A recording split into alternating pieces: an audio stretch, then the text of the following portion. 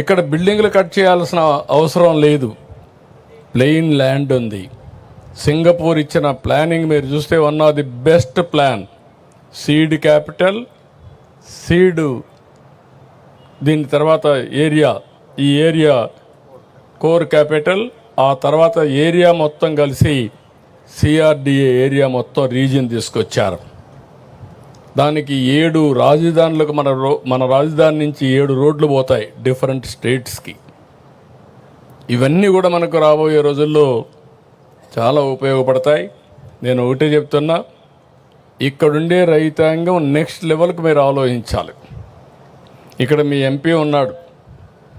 మీ MP ఒకసారి మీ మారిగానే ఒక సాధారణ కుటుంబంలో పుట్టాడు, నా మారిగానే చదువుకున్నాడు, అమెరికాకి వెళ్ళాడు, అక్కడ ఒక ఐటీ కంపెనీ పెట్టాడు డాక్టర్గా ఉండి, బాగా డబ్బులు సంపాదించి మళ్ళీ తిరిగి ఇక్కడికి వచ్చాడు ప్రజాసేవకు. అంటే ఒక సక్సెస్ స్టోరీ చిన్న వయసులోనే. అక్కడి నుంచి ఎంపీగా సునాయాసం గెలిచాడు.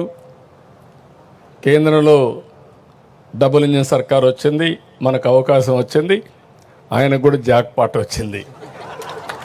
ఒక మాటలో చెప్పాలని ప్రజాసేవ చేయడానికి ఇంత తొందరలు ఇవి రావు. అది మీ ఎంపీ కావడం మీ అందరి అదృష్టం, అది కూడా చెప్తున్నా, గుర్తుపెట్టుకోవాలి.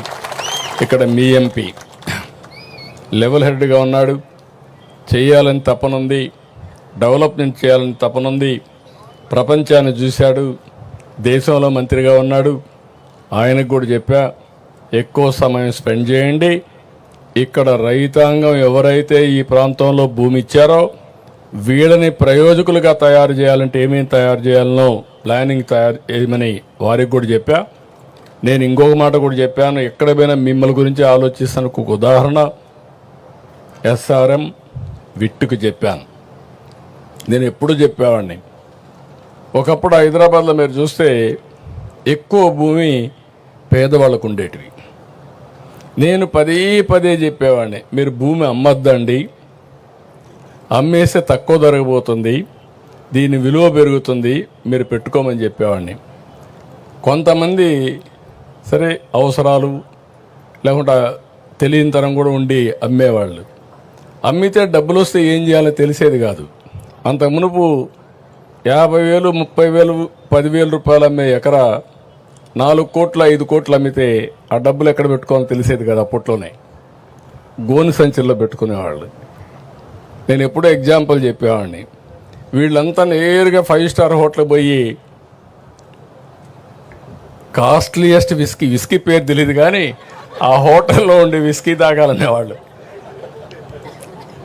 అప్పుడు నేను ఇవన్నీ మళ్ళీ చెప్పేవాడిని.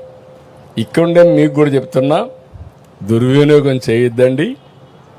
అమరావతి రైతాంగం అంతా మీరు మీ పిల్లలు ఆలోచించండి. అందరం సాధారణ కుటుంబాలను పుడతాం. వచ్చిన అవకాశాన్ని ఉపయోగించుకుంటే మనం అనుకున్న స్థాయికి ఎదిగేదానికి అవకాశం ఉంటుంది.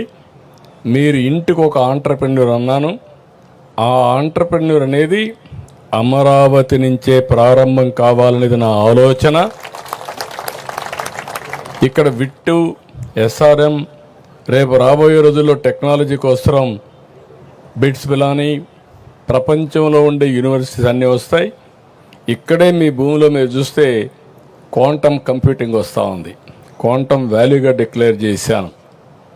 విశాఖపట్నంలో నిన్నే గూగుల్, ఈరోజు ఢిల్లీకి వెళ్తున్నా, గూగుల్ కూడా వచ్చే పరిస్థితికి వచ్చింది. ఈ గూగుల్ వల్ల ఏఐ సునాయాసంగా డేటా సెంటర్ ఏఐ వస్తుంది. ఇవన్నీ కూడా మీరు గుర్తుపెట్టుకోవాల్సింది. నాకు కూడా అర్థమయ్యి ఇవన్నీ కాదు, నేను మొదటి నుంచి కూడా ఏదైనా అర్థం చేసుకొని ప్రపంచంలో ఏది జరుగుతుందో దాన్ని ముందు ఊహించి మన తెలుగు జాతికి అందించాలనేది నా ఆకాంక్షని మరొక్కసారి మీ అందరికీ తెలియజేస్తున్నా.